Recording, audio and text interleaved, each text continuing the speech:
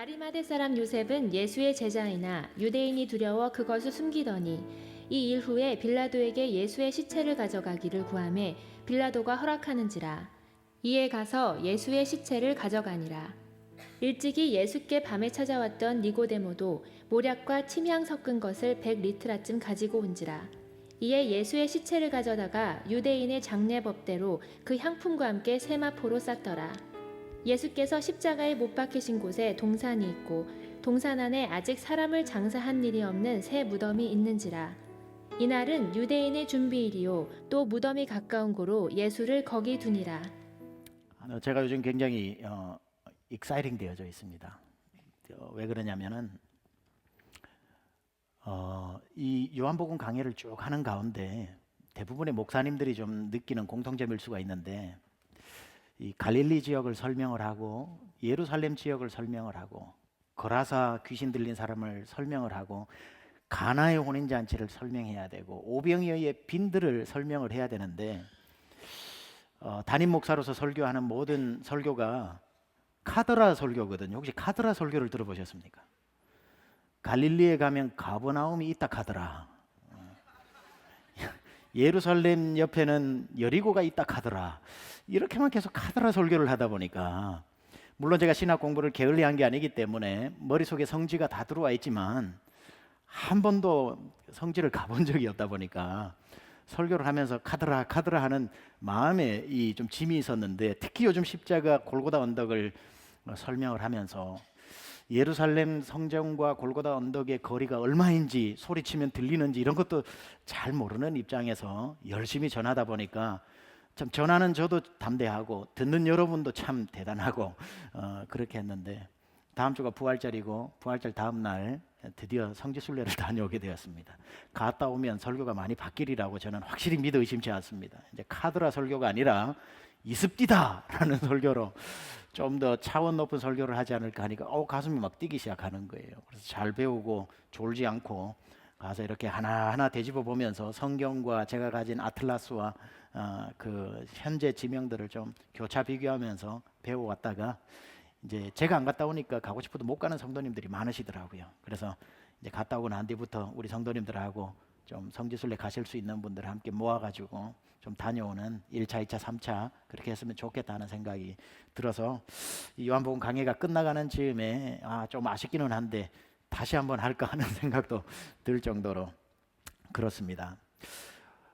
제가 설교 준비를 하다가 제가 커피숍에 가서 설교를 이렇게 정신을 좀 깨우려고 커피 한 잔을 시켜놓고 창문이 이렇게 내다 보이는 방향에 앉아서 이렇게 설교 준비를 하고 있었더랬습니다. 이번 주간에 그 설교를 한참 준비하다가 문득 고개를 들어 창밖을 보니까 맑은 하늘에 갑자기 이제 손바닥만한 그 잔디를 뜯어놓은 것 같은 손바닥만 하는 게 하늘에서 뚝 떨어지는 거예요. 비도 아니고 이게 어디서 이게 하늘에서 떨어지나 싶어서 주목해서 봤지요. 조금 있다가 보니까 참새 한 마리가 날아와가지고 그걸 딱 채워 물더니만 가는 거예요. 보니까 짐작이 갑니다. 그걸 자기가 뭐 둥지를 만들든지 뭘 만들든지 하려고 가지고 가다가 무거워서 떨어뜨린 게 제 눈앞에 그냥 하늘에서 뚝 떨어진 것처럼 보였던 거죠. 궁금했습니다. 아무리 비교를 해봐도 그 참새보다 그 나뭇잎처럼 생긴 그게 가지가 붙어 있는 그게 2배는 커요.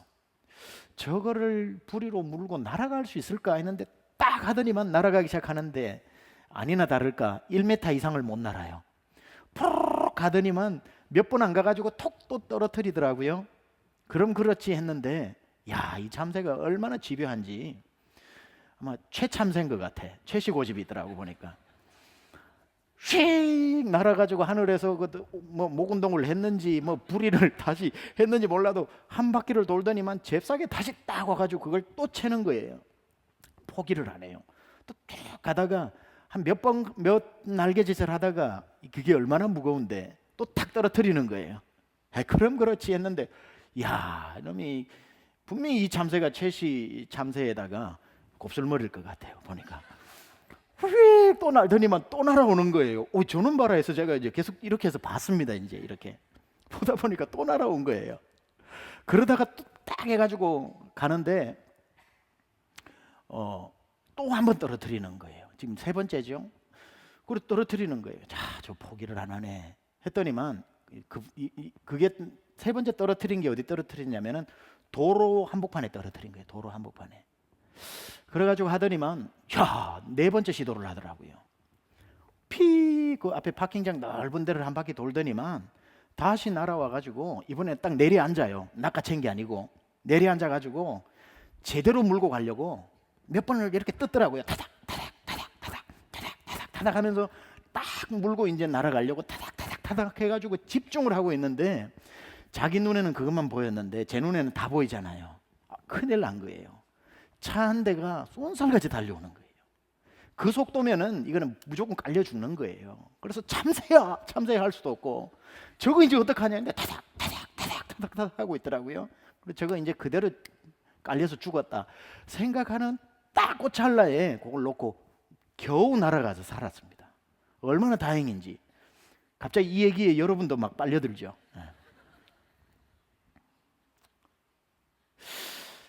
그걸 가만 보다가 이 설교 제목이 그래서 그런지 모르겠는데 우리 모습 같다는 생각이 들었습니다. 그 참새는요, 그 크기의 그 나뭇잎이나 물건을 가지고 날 수 없는 참새입니다. 그런데 욕심을 가지고 날려고 하니까 날지 못할 뿐더러 계속 떨어뜨리다가 쓰나미처럼 밀려오는 차에 깔려 죽게 생겼는데 겨우 다행으로 살아났는데 혹시 우리가 세상에서 살아갈 때 저 참새 같은 모습이 아닐까? 너무 욕심을 내어서 치고 갈 수 없을 만큼 가지려고 하고 누릴 수 없을 만큼 높아지려고 하고 내게 어울리지도 않는 것을 추구하면서 그렇게 날 수 있을 것처럼 하늘을 비상해서 세상을 내려다보려고 하는 그 모습, 또 떨어뜨리고 또 떨어뜨리고 절대 우리가 캐리 아웃 할 수 없는 그것을 욕심내어서 가는 참새 같은 모습 아닐까. 그래서 이번에는 해야지 하고 부리를 막 갈고 닦아가지고 낚아채고 있는데 우리도 모르는 사이에 이미 인생의 쓰나미가 밀려와 우리를 밟고 지나가는 것도 모르고 집착하고 살아가는 그 모습이 혹시 우리 모습 아닐까 이런 생각 해보게 되었습니다. 여러분, 많이 가지는 건 축복입니다. 절대 재앙이 아니에요. 많이 가지고 많이 누리고 많이 높아지는 거 좋은 일이지만 거기는 전제가 있습니다. 또 하나의 많이 가진다고 하는 것은 아이러니하게도 잃어버릴 것이 많다는 뜻이기도 합니다. 많이 가진 사람일수록 잃어버림의 고통이 큽니다. 100원 잃어버리는 거하고 10만 불 잃어버리는 건 천지 차이인 것처럼 많이 가진 것은 많이 잃어버리는 아픔을 동반한다는 뜻이죠. 우스갯 이야기입니다만 제가 한 두어 번 정도 얘기했던 것 같아요. 어느 부잣집에 그 고래등 같은 기와집이 화염에 휩싸여서 불이 났습니다. 얼마나 불이 막 장렬하게 타오르는지 그 동네를 다 밝힐 정도예요. 넓은 강 하나가 있고 강 이쪽 둑에서 거지인 아빠와 거지인 아들이 손을 붙잡고 그 부잣집이 불타는 것을 이렇게 구경하고 있죠. 강 너머에서. 아이가 손을 가리키면서 아빠 불났어요. 저 부잣집 불타요. 이렇게 얘기를 하니까 아빠가 저 부잣집이 불이 났네. 참 불쌍하다 그지? 예, 불쌍해요. 너는 좋겠다. 집에 불날 걱정 없어서. 이렇게 얘기를 했대요. 그러니까 아들이 옆에서 그러니까 우리 아빠 최고 이렇게 얘기를 했다는 거예요. 참 소박하죠. 우스개 얘기지만 주는 교훈은 많다고 생각합니다. 많이 가진다고 행복한 것도 아니고 없다고 불행한 것도 아닌데 물론 그것이 절대적 부족일 때는 말할 수도 없이 힘들겠지만 많이 가진 사람들의 아이러니가 뭐냐면은 많이 가진 사람은 잃어버릴 것이 많기 때문에 많이 가진 모든 것을 잃어버리지 않기 위해 지키는 데 돈을 다 쓰는 거예요. 마치 이런 것과 같습니다. 돈을 벌기 위해 건강을 희생해서 돈을 벌었다가 잃어버린 건강 회복하려고 그 돈 다 쓴다는 거죠. 이게 인생이잖아요. 이게 인생이죠. 따라서 예수님을 따른다고 할 때에 예수님을 따르는 사람 중에 많이 가진 사람이 예수님의 제자로 따라가는 건 쉬운 일이 아닙니다. 대부분 많이 없어졌을 때, 창고가 비었을 때에, 인생의 바닥에 내려갔을 때에 언제 예수님 믿었습니까? 물어보면요 19은 실패했을 때입니다. 건강의 실패를 만났거나 경제적 실패를 만났거나 가정의 위험을 만났거나 눈에 넣어도 안 아픈 자식이 자꾸 속을 썩이거나 할 때에 마음이 텅 비어 있었을 때 예수님이 나를 따라오너라 그러면 나도 모르게 예하고 따라가는데, 이게 누릴 게 너무 많으면은 이것도 봐야 되고 저것도 봐야 되니까 이렇게 따르지를 못하는 거죠. 이걸 정확하게 아신 예수님이 성경을 한번 찾아보세요. 제자들을 찾아와가지고 사람들을 찾아와가지고 You follow me라고 직접 부르실 때 타이밍을 기가 막히게 맞춥니다. 만약에 베드로와 요한이 그날도 고기 잡으러 갔다가 자기의 경험과 기후와 모든 것을 따져서 자기의 능력으로 배에 고기를 담을 수 없을 만큼 만선을 만났다면은, 그때 예수님이 타이밍 잘못 맞춰서 새벽에 와가지고 야 나를 따라와 그러면은 아우 잠시만요 고기 이거 이제 다 씻어야 돼요 라고 하면서 아마 예수님을 따라가지 않았을 겁니다. 예수님은 그렇게 어리석지 않아요. 그래서 베드로와 요한을 부르기 위해서 정확한 타이밍을 언제 맞추셨냐면은 빈 그물을 깁고 있을 때, 밤새도록 고기를 잡았으나 한 마리도 못 잡았던 그때에 버릴래야 버릴 것도 포기할래야 포기할 것도 없는 그 아침에 예수님이 따라오셔서 나를 따라와 라고 했으니 뭘 잃어버릴 게 있어서 안 갑니까? 예 하고 그냥 따라가게 된 것입니다. 따라서 예수님을 쉽게 따를 수 있는 것은 만선일 때가 아니라 빈배일 때가 있다는 거죠. 그래서 제가 시 하나를 소개하겠습니다. 도종환 시인의 단풍 드는 날이라고 하는 시가 있습니다. 단풍 드는 날, 버려야 할 것이 무엇인지를 아는 순간부터 나무는 가장 아름답게 불탄다. 제 삶의 이유였던 것, 제 몸의 전부였던 것, 아낌없이 버리기로 결심하면서 나무는 생의 절정에 선다. 참 멋진 시입니다. 버려야 할 것을 알고 버리는 순간, 그걸 단풍으로 비유한 거죠. 나무는 절정으로 불을 타게 되는 것. 우리가 움켜쥐는 것보다 버리는 것을 알고 포기할 줄을 아는 그 순간, 그 인생은 가장 아름답게 불타는 것입니다. 마태복음 19장에 보면 한 청년이, 모든 것을 가진 한 청년이 예수님께 나옵니다. 젊은데 부자래요. 나이도 젊죠. 돈도 가졌죠. 예수님에게 대화를 들어보니까 자기는 어릴 적부터 토라를 그리고 십계명을 다 지켰대요. 이런 청년을 요즘 만나볼 수 있습니까? 그렇게 왔는데 궁극적 관심이 생겨서 예수 앞에 그때 갈릴리 지역의 대세였던 슈퍼스타, 내가 저런 멘토까지 만나면 나는 진짜 다 가졌겠다 싶어서 예수님 앞에 나와 예수님, 내가 예수님을 따르고 싶습니다. 무엇을 해야 영생을 얻으리이까? 이렇게 물었을 때에 예수님이 조금도 주저하지 않고 말씀하신 내용이 마태복음 19장 21절에 22절입니다. 예수께서 이르시되 네가 온전하고자 할진대 가서 내 소유를 팔아 가난한 자들에게 주라. 그리하면 하늘에서 보화가 내게 있으리라. 그리고 와서 나를 따르라 하시니 그 청년이 재물이 많음으로 이 말씀을 듣고 근심하여 가니라.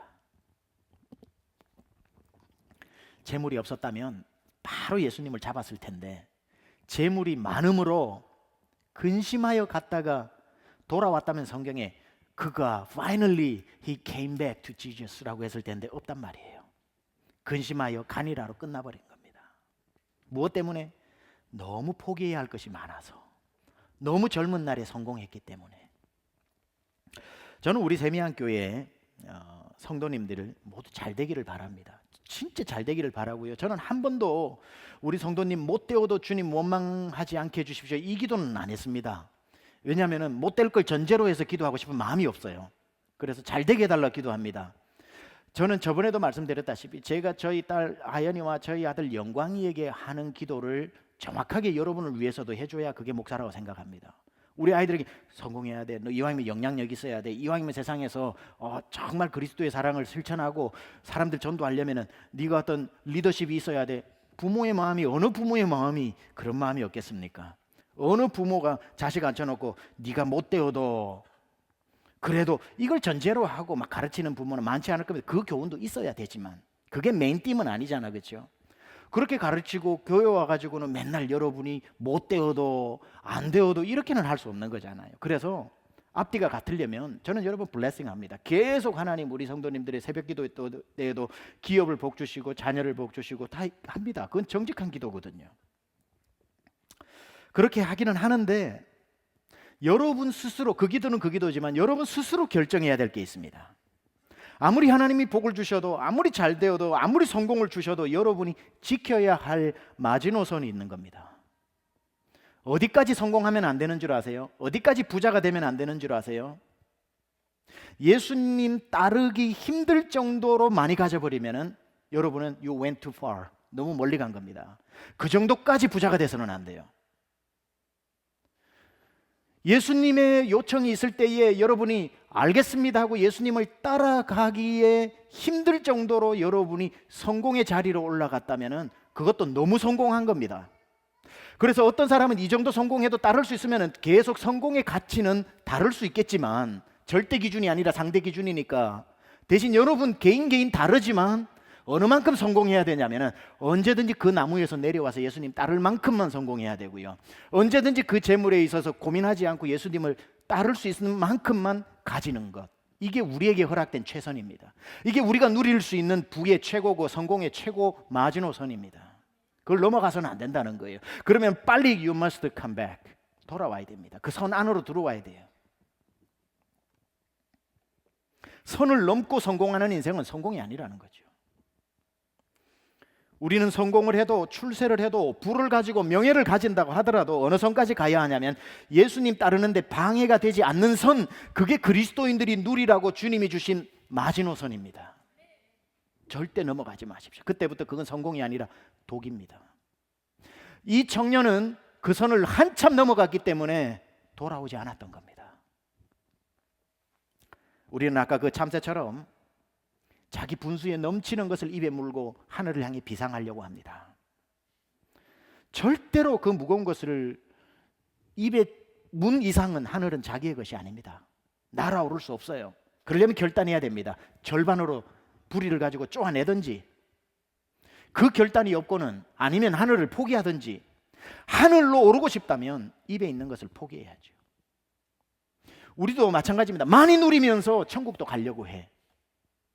많이 성공하면서도 천국도 하늘 헤븐도 가려고 해. 그럴 수 없다는 겁니다. 그래서 여러분들이 어느 만큼 가지고 어느 만큼 영적으로 여러분의 그 발륨이 있어야 되는가? 하늘로 날아올라 천국 갈 만큼만 누리는 겁니다. 자, 여러분들이 아침마다 하셔야 될 일이 있습니다. 아침에 여러분 눈 뜨고 뭐 다는 아니겠지만 대부분 분들이 하는 분이 체중계에 체중을 재죠. 두려워서 안 재시는 분들도 뭐 계시겠지만 대부분 재죠. 그 건강을 유지하려면 체중계에 올라가는 거 습관이 돼야 되는 거 아니겠습니까?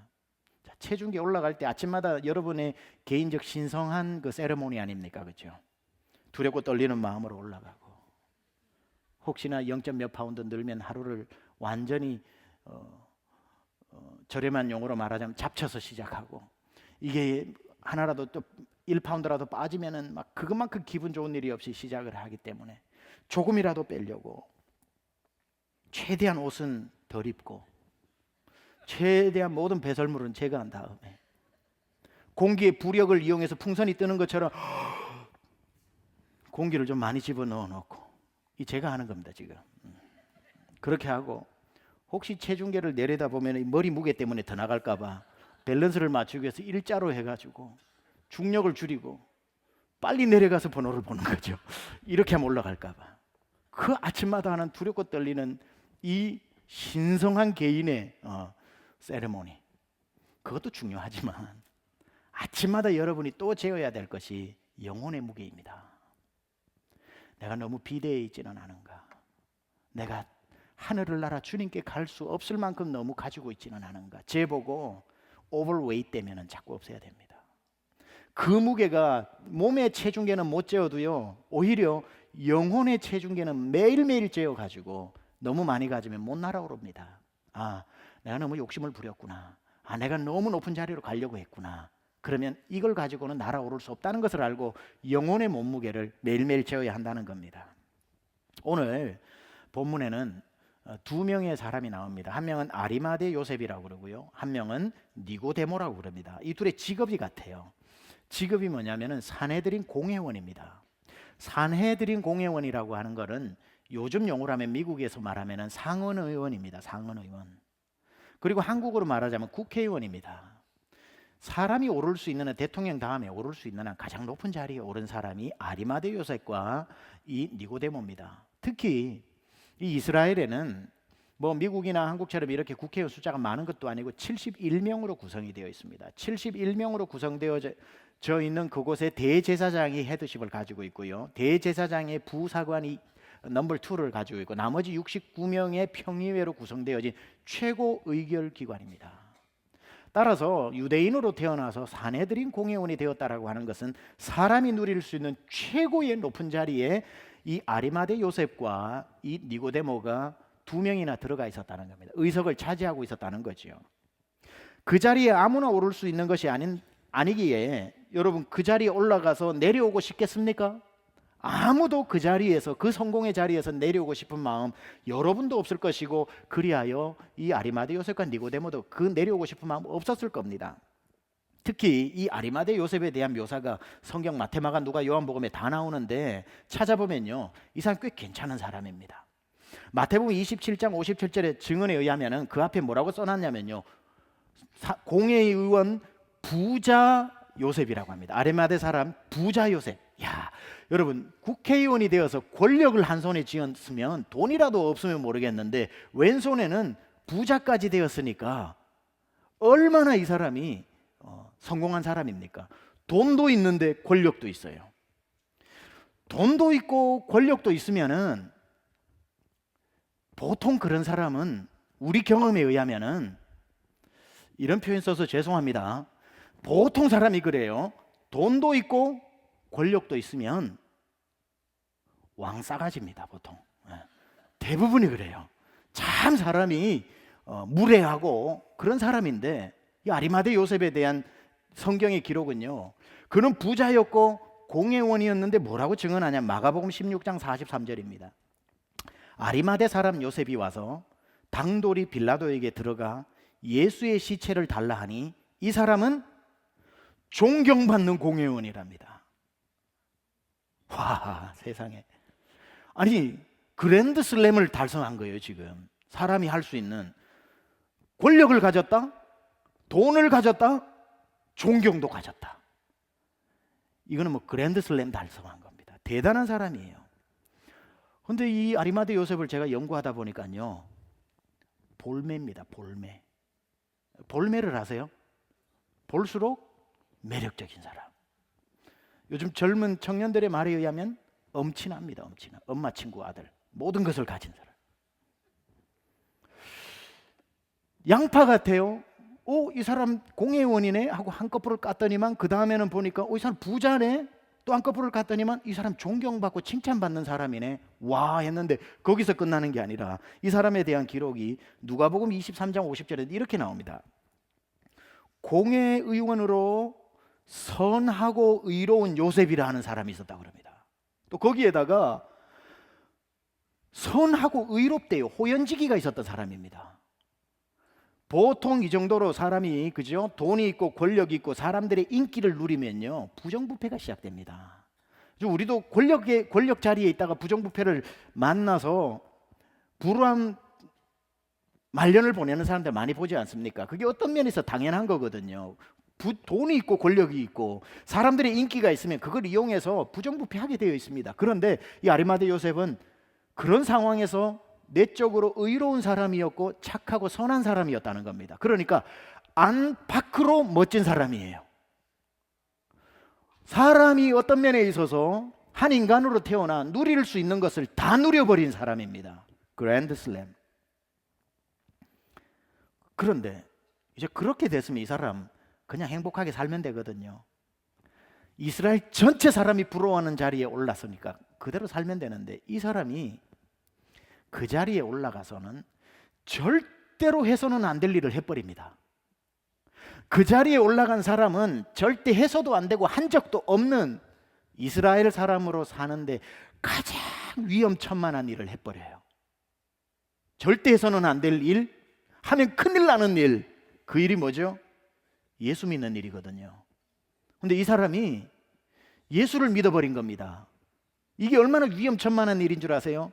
그 한 가지 때문에 자기가 쌓아놓았던 부와 권력과 칭찬과 모든 것들이 예수 믿는다는 것 하나 때문에 다 사라질 수 있는 겁니다. 요즘처럼 우리 환경에서 생각하면 안 되고요. 유대적 배경에서 생각해야 되는데, 유대적 배경에서 예수를 믿게 되었다는 건 이런 의미입니다. 잘 들어보세요. 개종을 했다는 뜻입니다. 유대교로 자라났다가 기독교로 개종했다는 뜻입니다. 이게 왜 심각하냐면 사내들인 공회원은 유대교를 떠나면은 사내들인 공회원이 될 수 없는 거죠. 따라서 예수를 따른다라고 하는 순간 자기는 자격 박탈인 겁니다. 그걸 감수했다는 뜻이죠. 어디 그뿐입니까? 내가 예수의 제자라고 했던 그 예수가 끔찍하게도 중범죄자라서 저기에 달렸습니다. 사형수란 말이에요. 사형수의 제자니 죽을 때까지 낙인이 찍혔습니다. 그걸 낙인을 가지고 주홍 글씨를 새겨 살겠다는 뜻입니다. 그뿐 아닙니다. 사내들인 공회원은 그 당시에 로마의 지배를 받고 있기 때문에 강력한 로마의 서포트를 받고 있었습니다. 그런데 그걸 뻔히 아는 사내들인 공회원으로서 예수의 제자가 된다라고 하는 것은 언제부터인가 예수가 들로 산으로 다니면서 했던 말이 로마의 나라의 압제를 받는 우리가 아니라 하나님 나라 킹덤의 나라에 우리가 통치를 받아야 된다고 해서 로마가 들으면 큰일 날 말을 하고 있는 로마의 반란을 일으키는 테러 집단이 예수 공동체였습니다. 사내들인 공회원이 로마 나라를 뒤집고자 했던 예수 공동체에 가입했다고 하는 것은 테러 집단에 지금 가입했다는 겁니다. 들키는 순간 지금까지 쌓아온 것 다 없어집니다. 쌓아오는데 40년 걸렸다면 무너지는데 4시간도 안 걸리는 일입니다. 그 일을 지금 했다는 거죠. 똑같은 것을 누가 했냐면 오늘 본문에 등장하는 한 사람 니고데모도 그 일을 했다는 겁니다. 니고데모도 사내들인 공회원입니다. 이 사람도 붕어빵처럼 데칼코마니처럼 아리마대 요셉하고 이름만 바꾸면 똑같은 삶을 살았던 사람입니다. 근데 그가 요한복음 3장에 가면은 사람들의 눈이 무서워 밤에 예수님을 홀로 찾아와 독대하죠. 어찌하여 영생을 얻습니까? 예수님 말씀하십니다. 물과 성령으로 나지 않으면 하나님 나라를 볼 수 없다 하니까 니고데모 나는 어머니에 배에서 태어났는데 어떻게 다시 본어게인 할 수 있습니까? 라고 얘기를 했을 때에 그를 앉혀놓고 예수님이 하신 세기의 말씀, 우리는 5,000명 5만 명 앉혀놓고 이 말씀을 하셨으리라고 생각하는데 니고데모 한 사람을 앉혀놓고 하셨던 예수님의 말씀이 요한복음 3장 16절, 하나님이 니고데모를 이처럼 사랑하사 독생자를 주셨으니 네가 그를 믿으면 영생을 얻으리라는 그 한마디의 마음이 녹아 그날 밤 예수의 제자가 된 겁니다. 니고데모도 아리마대 요셉도 위대한 사람일 수밖에 없는 것은 빈 그물을 올릴 때 천부의 의지 없어서 주 앞에 옵니다 한 게 아니라 더 이상 인간으로 오를 수 없을 만큼 올라진 만선의 축복을 받고 있는 그때에 그것을 예수와 바꾸기로 작정했다는 겁니다. 얼마나 위대한 선택이며 얼마나 대담한 결정입니까? 이 정도 위치에 올라서는 아무도 예수를 따를 생각을 하지 않습니다. 왜? 잃어버릴 게 너무 많으니까. 그런데 그들은 그 모든 것과 예수를 바꾸고 예수 공동체로 들어온 무모하기 짝이 없는 사람들. 대부분 19번 실패했을 때 주님 앞으로 나오는데 성공했을 때 나오는 이 말도 안 되는 두 사람. 더 이상 버릴 것이 없었을 때 나오는 거야. 그것도 귀한 일이지만 뭐 그리 어렵겠습니까마는 다 가졌을 때 나오면서 분명히 이 아리마대 요셉과 니고데모는 세미한 교회가 지은 찬양을 불렀습니다. 모든 것을 다 가져도 내게 주님 없으면 나는 아무것도 없음이라. 아마 우리 교회 찬양이잖아요. 너무 은혜스럽죠. 이 찬양 불렀을 겁니다. 성공의 자리에서 주님께 나오면서 모든 것을 다 가져도 내겐 주님 없으면 나는 아무것도 없습니다. 이 찬양을 부르면서 나왔던, 뭐 그 찬양을 부르지는 않았겠지만 이 두 사람의 믿음, 여러분 점수를 매겨준다면 몇 점짜리 믿음으로 매겨주시겠습니까? 저 같으면 100점 만점에 100점 주고요. 너무 서운해서 플러스 100점 더 줄 것 같아요. 이 사람들은 믿음이 200점짜리 믿음입니다. 그런데 이제부터 문제가 있어요. 여기까지는 좋은데 여기부터 문제가 있습니다. 이 두 사람에게 치명적인 문제가 있어요. 뭘까요? 이들이 가지고 있는 치명적인 문제, 거기까지였다는 겁니다. 예수의 제자가 되는 그날까지가 그들의 신앙의 전부였다는 겁니다. 그리고는 요한복음 3장에서부터 요한복음 19장까지 이들의 믿음의 흔적을 찾아볼 수 없습니다. 물론 예수를 십자가에 못 박자고 의결할 때 니고데모가 옆에서 은근히 찬성표를 던지지 않았던 소극적 반응들은 있었지만 그거는 자기의 권리를 행사한 정도밖에 되지 않고 아무런 예수를 따르는 흔적을 찾을 수 없었다는 것이 함정입니다. 마치 이런 겁니다. 이 자리에 와서 복음 설교 듣고 기도하자 했을 때 예수님 영접하면서 모든 사람이 이 본당이 떠나갈 정도로 괴성을 지르며 왜 날 구원하셨나, 왜 날 구원하셨나, 왜 날 사랑하나, 왜 날 사랑하나, 옷을 찢지 않고 마음을 찢으면서 주님 앞에 회개하면서 그렇게 울면서 주님 만나놓고 문 열고 나가면서 그게 다인 사람. 밖에서 그 사람을 만났는데 도대체 이 안에서 저 사람에게 무슨 일이 일어났는지 가늠조차 할 수도 없이 이전하고 똑같은 사람. 내가 안에서 예수님을 만났다라는 말을 하지 않으면 아무도 모를 정도로 완전히 들어올 때나 나갈 때 똑같은 사람. 어마어마한 일이 여기서 있었는데도 불구하고 하나도 변하지 않은 사람. 그들과 비슷한 삶을 아리마대 요셉과 니고데모가 살았다는 것이 참 가슴 아픈 일인데 이런 이들의 삶을 성경은 눈 감아주지 않고 고발해버려요. 고발. 오늘 38절에 뭐라고 얘기하냐면은 아리마대 사람 요셉은 예수의 제자이나 유대인이 두려워 그것을 숨기더니 이렇게 나옵니다. 죄 짓고는 못 사는 거예요. 그러니까 성경이 다 고발해버려요. 아리마대 사람 요셉은 예수의 제자이나 유대인이 두려워 그것을 숨기면서 살았던 그리스도인, 숨기면서 사는 예수쟁이들.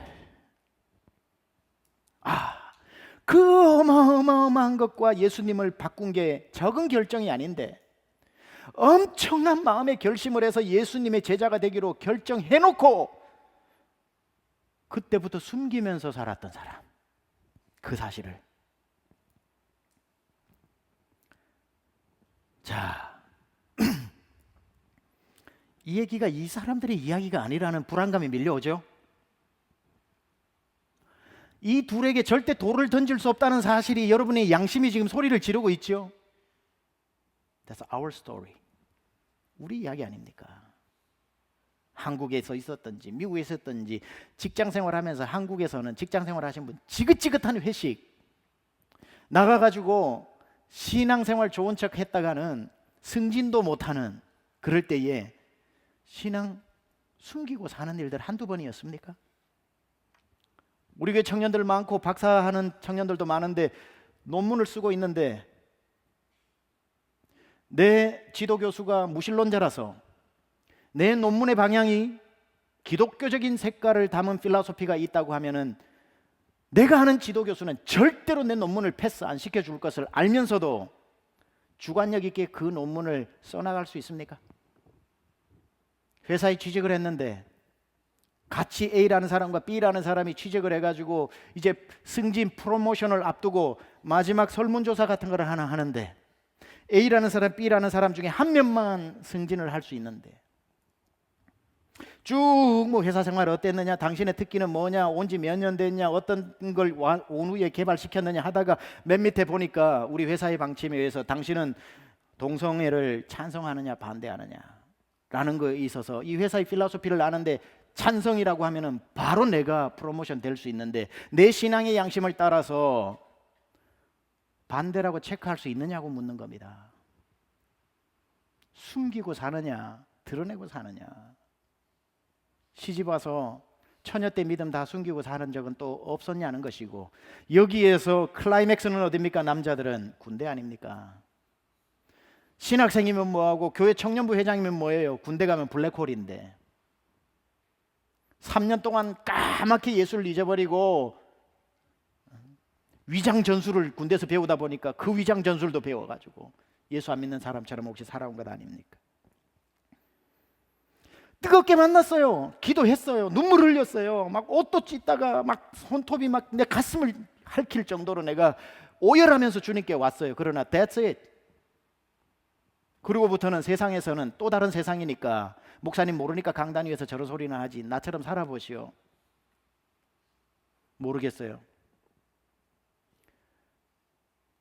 제가 군대에 들어갔을 때에, 제가 병장이 되었을 때에 저희 부대가 다른 부대하고 합쳐지는 것 때문에 격동의 시기를 한 3, 4개월 보냈어요. 갑자기 멀쩡히 막사에 있다가 우리를 밖에서 자라고 그래서 텐트를 치고 그냥 살게 된 거야, 4개월을. 그러니까 완전히 전쟁이 일어나서 전쟁터에서 임시 막사에서 임시 텐트에 밥을 먹고 살았던 거, 그렇게 한 3개월을 지나고 4개월 정도를 지났는데 참 힘들더군요. 가장 힘들었던 게 뭐냐면 격동의 시기다 보니까 그 부대 내에서 주일날 10시면은 종교 행사 집합시켜가지고 11시 예배 드리고 12시에 돌아오는, 이거는 나라에서 보장해 준 건데 그걸 안 해주는 거예요. 주일날 교회를 못 가는 거죠. 신기한 게 불교 다니는 사람, 가톨릭 다니는 사람은 불만이 아무도 없어요. 왜냐하면 주일 성수의 개념이 없기 때문에.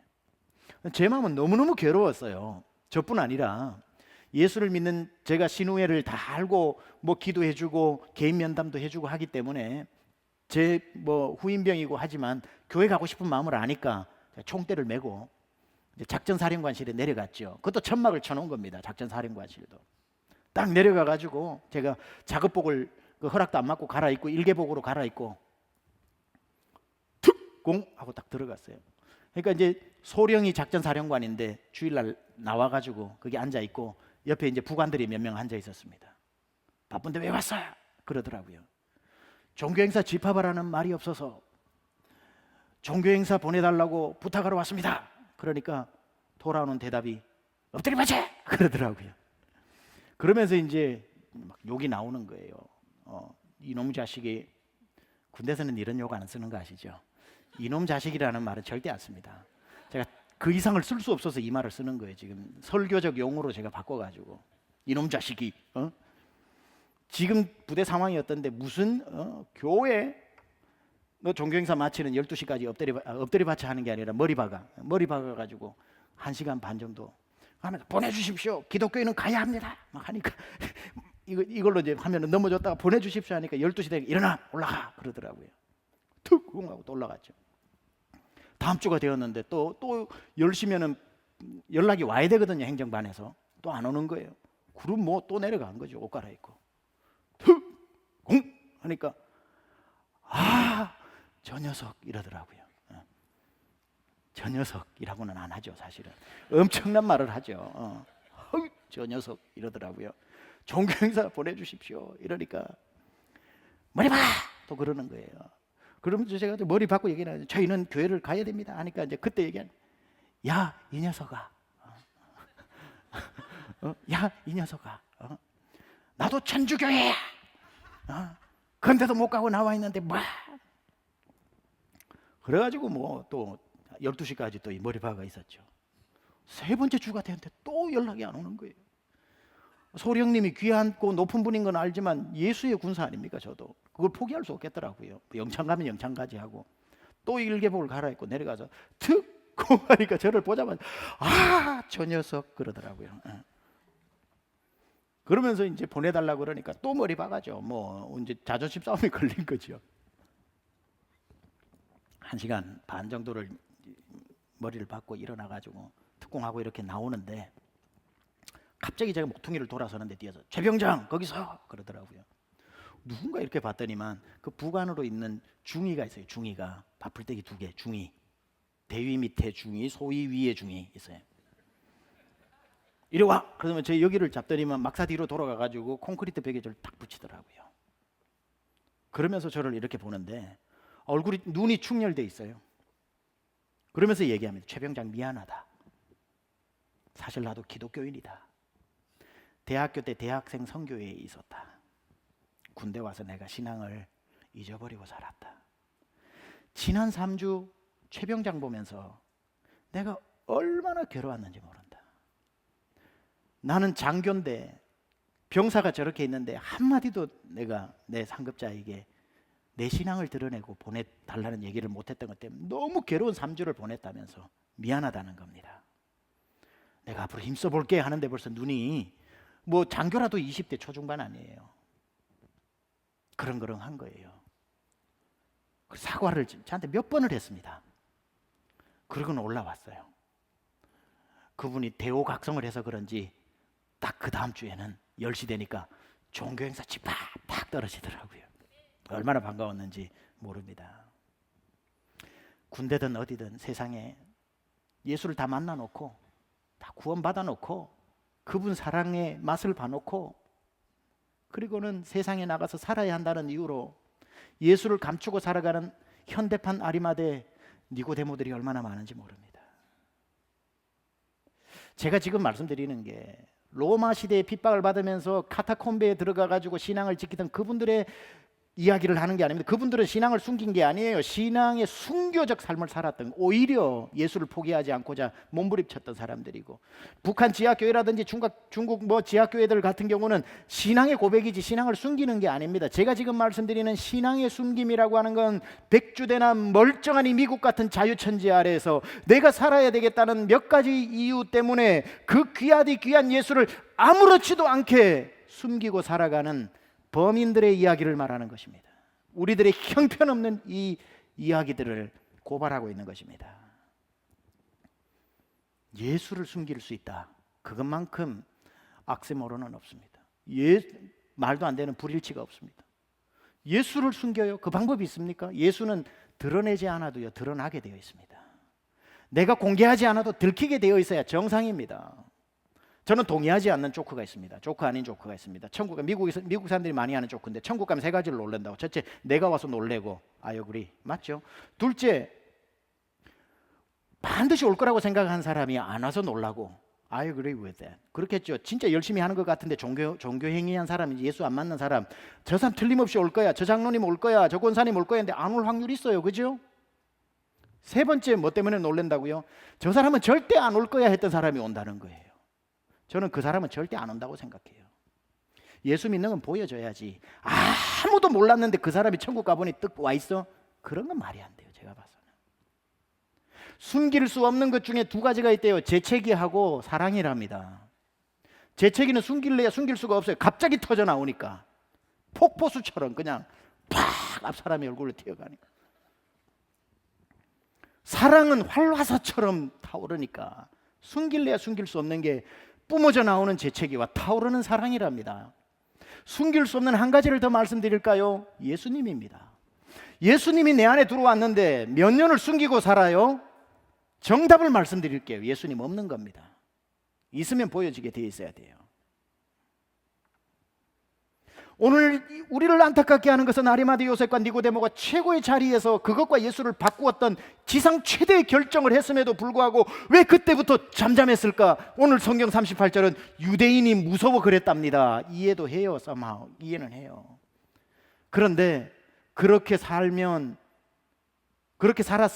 앞으로 쭉 그렇게 살면 될 것을 제가 이제 말씀드리는 것은, 그들이 왜 오늘은 십자가 밑에 와가지고 예수의 시체를 달라, 내가 그의 제자이다, I'm his disciple, I want to confess I was his disciple, 이렇게 얘기를 하고, 그 니고데모는 와가지고 또 예수님의 침향과 이런 것 장례를 준비하고 와가지고 I'm also his disciple이라고 얘기하는 이런 바보가 어디 있습니까? 예수 이미 죽어버렸는데. 이제 한 시간만 지금 살아오던 대로 예수 안 믿는 척 눈 감으면은 장사 지낸 바 되고 자기는 사내들인 공회원으로 부귀와 영화와 존경을 가지고 살면 되는데, 이왕 숨겨온 거 1시간만 숨기면 더 숨기면 되는데 왜 그들이 이 라스트 미닛에 나와서 그 고백하는 순간 지금까지 지키고 싶었던 거 다 잃어버리는 거 아는데 왜 나왔을까? 궁금하지 않습니까? 저는 이분들의 마음이 막사에 있었던 중이의 마음이라고 생각합니다. 괴로웠던 거죠. 예수님이 십자가에서 날 위해 죽어가는 그 모습을 보면서 사내들인 공의 뒤뜰에서 자기의 가슴을 찢으면서 이러고도 내가 제자인가? 이러고도 내가 제자인가? 괴로웠겠죠. 그러다가 할 수 없이 그 사랑에, 그 은혜에 발이 움직였고, 내가 이렇게 끝까지 예수를 모른다고 하면서 예수님과 이별하고 나면 내 평생 공회원 자리에 앉아 있을지는 모르겠으나 내 평생 후회하면서 살 것 같으니까 그렇게는 살 수 없기 때문에, 그래서 나온 오늘 제목이 바로 아직도 늦지 않았다는 겁니다. It's not too late. It's not too late to follow Jesus. 마지막 예수님 십자가에 달려있는 그 순간이라도 내가 제자로 커밍아웃 해야 되겠다. 다 잃어버리면 어떠냐? 저분이 전부인 것을. 내가 다 바닥으로 내려오면 어떠냐? 저분이 하늘 보좌에 앉으셨던 것을. 내 권력 다 잃어버리면 어떠냐? He's my almighty God. He's almighty God. 그분이 능력이 있는 것을. 그렇게 나왔던 그 마지막에 세상 사람에게는 어리석기 짝이 없는 선택이요, 주님 눈에는 마지막 찬스를 떠나가는 기차에 겨우 뛰어 올랐던 사람처럼 천국 가는 열차에 올랐던 이들이 얼마나 귀하겠습니까? 예, 그때부터 이 사람은 사내들인 공회원에서 틀림없이 제적되어졌고요. 그러나 더 영광스러운 것은 히브리서 11장에 천국 가면은 이름으로 구름같이 둘러싼 허다한 증인들이 우리를 맞이할 때 그 증인들 사이에 아리마대 요셉과 니고데모의 얼굴을 볼 수 있게 되었다는 것입니다. 하늘의 영광의 면류관을 막차 타고 받았던 거죠. 실제로 그날 그렇게 해서 전승에 의하면 이 아리마대 요셉은 그날 이후로 예수의 시체를 훔쳐갔다는 죄목으로, 무덤이 비어버렸으니까 훔쳐간 죄목으로 40년 언도를 받고 감옥에 들어가 40년 형량으로 감옥 생활을 합니다. 예수의 제자라는 이유로. 매일매일 비둘기가 와서 빵을 먹여줬답니다. 예수님이 나타나 자기의 보혈이 담기신 성배를 그에게 맡겼다는 전승이 있습니다. Believe or not. 그러나 40년 형량을 받았던 것은 확실합니다. 자, 그러면은 실패한 인생일까요? 그 화려하던 자리에서 예수 때문에 망한 인생일까요? 세상 사람은 그렇게 얘기할 겁니다만은 틀림없이 아리마대 요셉은 감옥에 들어가고서야 얼굴이 해같이 밝아졌을 것이고, 이게 예수님을 믿는 사람의 참된 제자의 삶이라는 것을 알아서 틀림없이 시편 84편 10절을 노래했을 겁니다. 주의 궁정에서의 한날이 다른 곳에서의 첫날보다 나은즉 악인의 장막에 사는 것보다 내 하나님 성전에 문지기로 있는 것이 좋사오니 여호와는 나의 해요 나의 방패시라. 감옥이 초라하지만 그런 얘기합니다. 이곳에서의 한날이 사내들인 공회원의 의석의 첫날보다 나은즉 악인의 화려한 장막에 거하는 것보다 하나님 나라의 문지기로 살다가 천국 가는 게 낫다고. 여러분, 지금까지 오늘 이 예배 전까지 어떻게 살아왔는지는 몰라요. 숨기면서 살아온 아리마대 요셉 니고데모처럼 살아도 모르니까 그렇게 살아왔다고 괜찮아요. 도전합니다. 강하게 도전합니다. 더 늦기 전에, 이제는 더 늦기 전에 지금부터라도 제자로 사십시오. 지금부터라도 늦지 않았습니다. 여러분의 제자를 커밍아웃 하십시오. 그리고 세상으로 나가십시오. 나 예수 믿는다고 가는 곳마다 고백하십시오. 능력 나타날 줄 믿습니다. 기도하겠습니다. 여러분, 뭘 잃어버리고 싶지 않은 겁니까? 무엇을 잃어버리면 너무 괴로울 것 같습니까? 예수님을 숨기면서까지 잡으려고 한 그것이 얼마나 귀한 것입니까? 도대체 얼마나 귀한 것이기에 생명 주고 바꾼 예수님을 숨기면서까지도 붙잡아야 하는 것입니까? 우리 교회 찬양 다시 한번 읊어봅니다. 내게 무엇이 있어서 기뻐하고 무엇이 없어서 절망하나 이미 받은 그 은혜 기억하며 나의 모든 것 만족하네. 감사함으로 살기 원하네. 모든 것을 다 가져도 내게 주님 없으면 나는 아무것도 없음이라. 나의 손이 비어도 주님 계시면 나는 모든 것을 가진 자로다. 다시 한번 주님 앞에 고백하면서 기도하며 나아갑니다. 기도합시다. 하나님, 주님이면 충분합니다. 주님을 믿는 이 믿음을 부끄러워하지 않게 하옵소서. 자랑하고 고백하고 선포하고 나 예수 믿게 되었다고 가는 곳마다 하나님 우리의 전부이신 예수님을 자랑케 하여 주옵소서. 언제까지 숨길 것입니까? 언제까지 모른 척해야 합니까? 주님께 받은 은혜가 얼마나 큰데, 주님 주신 은혜가 얼마나 큰데 그걸 잊고 살아간단 말입니까? 주님 절대 잊지 않게 하옵소서. 자랑하며 감사하며 살게 하여 주시옵소서. 오 주여,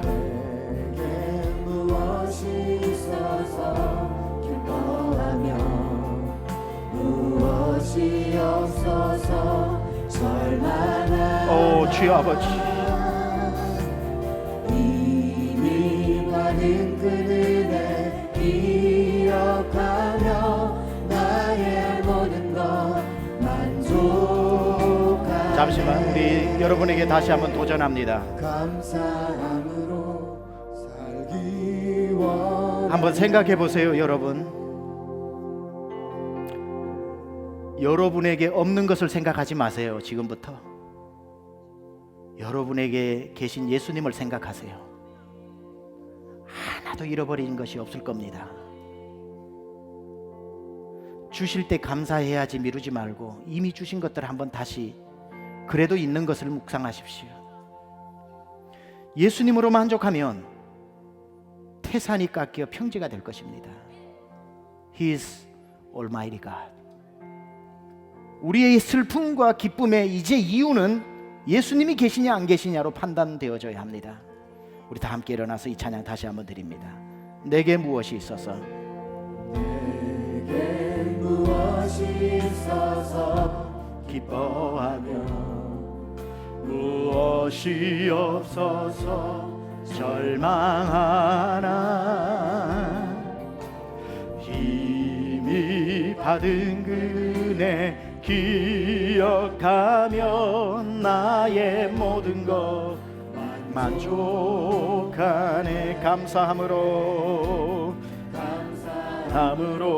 살기와 모든 것을 다 가져도 다 가져도 내게 주님 없으면 내게 아무것도 없으리라. 나의 손이 비어도 내게 주님 계시면 나는 모든 것을, 우리 마지막으로 모든 것을 다 가져도 고백합니다. 모든 것을 다 가져도 내게 주님 없으면 아무것도 없음이라. 나의 손이 내게 주님 계시면 모든 것을 가진, 나는 모든 것을 가진 자로다. 나는 모든 것을 가진, 나는 모든 것을 가진 자로다. 나는 모든 것을 가진 자로다. 하나님,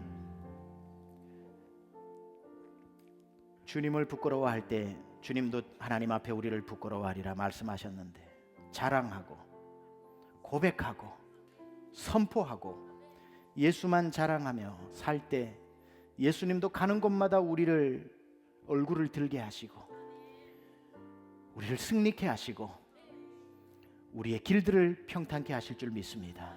제자의 삶 부끄러워하지 않고 따라가는 우리 모든 세미한 권속 되게 하여 주옵소서. 이제는 우리 주 예수 그리스도의 은혜와 하나님 아버지의 놀라우신 사랑하심과 성령님의 감화 감동 내주 교통 역사하심이 예수님만 따르는 제자로 지금부터 더 늦기 전에 허리띠를 졸라매고 주님 뵐 그날까지 달려가기로 결단하고 다짐하고 은혜 받고 돌아가는 사랑하는 심령들 머리 위에 지금부터 영원토록 함께 하옵시기를 간절히 축원하옵나이다. 아멘.